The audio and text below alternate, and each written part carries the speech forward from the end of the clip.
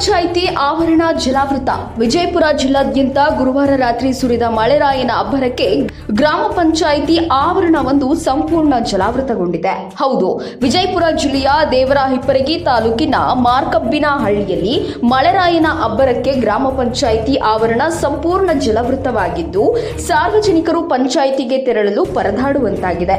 ಶುಕ್ರವಾರ ಆವರಣ ಜಲಾವೃತವಾಗಿರುವ ಹಿನ್ನೆಲೆ ಪಂಚಾಯಿತಿಗೆ ಯಾವುದೇ ಸಿಬ್ಬಂದಿಗಳು ಆಗಮಿಸುತ್ತಿಲ್ಲ. ಈ ಕುರಿತು ಸಾರ್ವಜನಿಕರು ಪಿಡಿಒ ಎಂಎನ್ ಕತ್ತಿಯವರ ಗಮನಕ್ಕೆ ತಂದರೂ ಪಿಡಿಒ ಬೇಜವಾಬ್ದಾರಿಯಿಂದ ವರ್ತಿಸುತ್ತಿದ್ದಾರೆಂದು ಸಾರ್ವಜನಿಕ ವಲಯದಿಂದ ಆರೋಪ ಕೇಳಿಬಂದಿದೆ.